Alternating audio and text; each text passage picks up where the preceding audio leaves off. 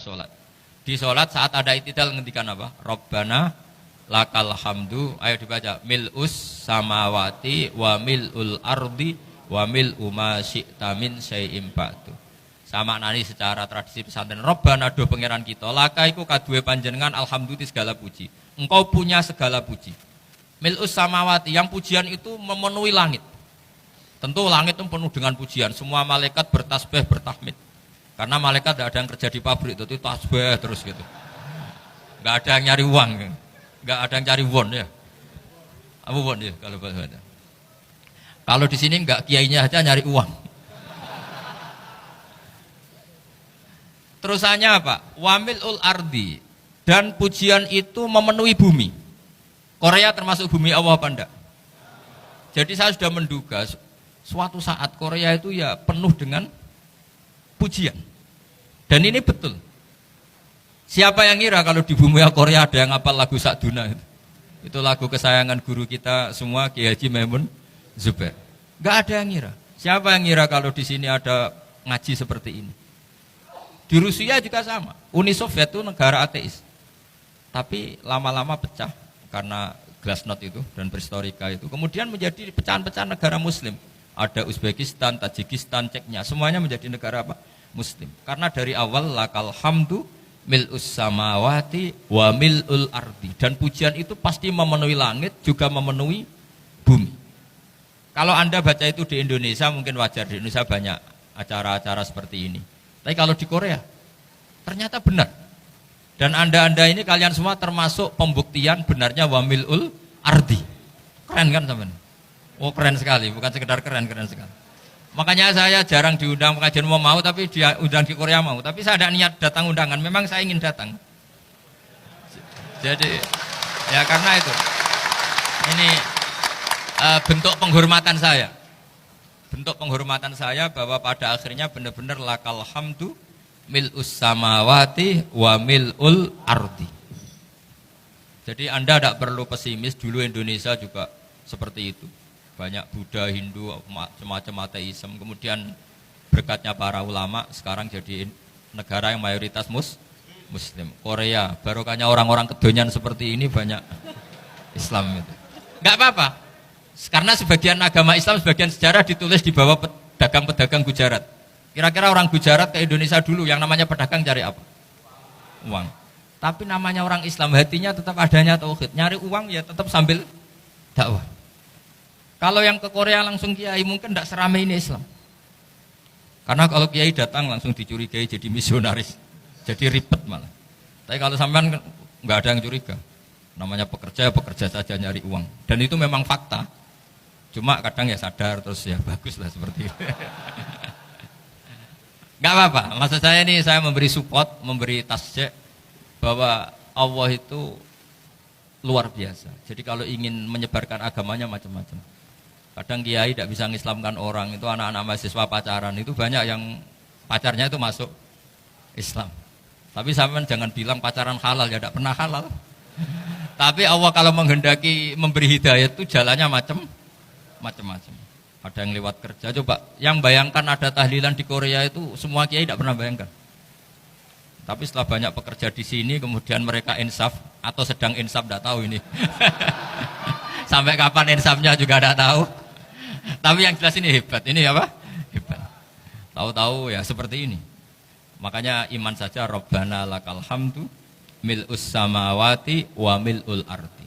Masih ditambahi wa mil'u ma syi'ta min syai'im ba'du. Karena Allah itu zat yang tidak terperikan, zat yang tidak terbatasi. Maka pujian di langit dan bumi ini masih kurang. Masih ada apa saja yang nanti akan dipenuhi oleh pujian kepada Allah Subhanahu wa ta'ala. Wa mil'u ma syi'ta min syai'im ba'du. Dan pujian kepada Engkau ya Allah akan memenuhi semua ruangan yang Engkau kehendaki. Mungkin suatu saat negara-negara yang sekarang yang paling minim Islam itu di Amerika Selatan, kayak di Argentina dan sebagainya. Itu nanti suatu saat juga penuh dengan pujian, karena tetap Rabbana lakal hamdu mil'us samawati wa mil'ul ardi wa mil'u ma syi'ta min syai'im ba'du. Saya di Jogja setiap akhir ngaji saya ajarin wiridan. Mungkin wiridan ini tidak asing bagi jenengan karena sering saya baca. Subhanallah wa bihamdihi adada khalqihi wa ridha nafsihi wa zinata arsyihi wa midada kalimat. Bahwa kita memuji Allah itu adada khalqi, sesuai jumlah makhluk Allah. Semua makhluk Allah meskipun kelihatannya mengecewakan, ini semuanya memuji sama Allah Subhanahu wa taala. Meskipun kadang kita kecewa, kadang kita tidak cocok. Coba barokahnya Anda ini agak-agak kecewa gitu dengan Indonesia karena enggak menyediakan lapangan kerja untuk Anda. Tapi ya enggak kecewa-kecewa amat ya, agak-agak saja. Karena Anda tetap semua mencintai Indonesia. Gara-gara agak-agak kecewa cari negara lain. Akhirnya di Korea, ada yang di Jerman, ada di Inggris. Tapi bawaan pernah ngaji di musola, Islam ini ke bawah. Sehingga karena Islam ini ke bawah, tahu-tahu ada komunitas yang memikirkan Islam. Umumnya orang mikir Islam itu ya bikin masjid. Kalau di Korea unik, nyewa apa? Nyewa gedung untuk masjid. Itu kalau diceritakan di Indonesia aneh. Ini masjid sewaan. Masjid. Tapi kalau di sini lazim, karena kalau beli mahal ya cukup sewa. Saya tidak tahu kalau dalam terminologi agama tempat Anda sujud ini nanti jadi saksi di akhirat. Itu yang permanen apa yang sewaan tidak tahu. Jadi nanti bumi ini tanya, ya saya ya Allah pernah dipakai sujud, tapi setelah 1 tahun nggak kuat menambah lagi. Makanya saya dukung tadi yang ada gerakan masjid apa. Sebenarnya permanen nggak permanen itu tetap bagus, ada usah memaksakan. yang jelas saya sudah ikut nyumbang lelang tadi, dan saya berharap uang itu benar-benar untuk masjid. Kalau untuk takmirnya juga nggak apa-apa, yang penting untuk menghidupi masjid. Saya juga termasuk kiai yang nggak suka kalau hukum itu terlalu fanatik. Misalnya uang ini untuk masjid, kemudian imamnya diterlantarkan. Karena alasannya ini untuk masjid. Imam kan tidak masjid. Nah ini kalau imamnya nggak diservis, kemudian mutung terus pulang ke Indonesia. Ini jadi masalah. Tapi saya juga nggak suka kalau ada negara gitu. Betul-betul saya tidak suka. Yang imamnya itu terlalu diservis. Ini buruk sekali kan. Pernah ada anekdot, ini anekdot tapi nyata. Ada negara yang sangat sehat, Islamnya sangat sehat. Itu imamnya 1 bulan itu digaji 70 juta. Kira-kira 70 juta dibagi 1 hari berapa? 5 sholat ya? 5 kali 30 berapa? Kira-kira saja 150. Berarti per sholat dapat berapa ya? Kira-kira. Kan biasa potong gaji kalau berapa kira-kira? Singkat cerita, si kiai dari luar negeri tadi cerita, apa Indonesia? Kiainya miskin-miskin, datang ke masjid kan kadang pakai ontel, adzan sendiri, qomat sendiri, sholat sendiri kadang. Itu nasib orang-orang Sragen dan Salatiga sebagian. Itu yang lapor karena mereka itu. Kalau Rembang insya Allah enggak. Tapi ada semuanya Salatiga, sebagian begitu. Itu yang cerita kiainya, bukan ini bukan hoax, memang kiainya cerita. Nasib kiai di Salatiga Gus katanya gitu. Itu digojlok, tapi tetap sholat. Sehingga cerita orang tadi cerita, imamnya di sana naiknya Mercy, muadzinnya pakai BMW. Itu tetangga sebelah Indonesia banyak yang fasilitas imam seperti itu. Karena gajinya sampai 70 juta. Setelah dia cerita bangga karena negaranya mengapresiasi imam sholat, sama Kiai Indonesia dia omongin gini, makanya kamu sholat terus, takut potong gaji ya. Gitu. Itu kagetnya bukan main dia.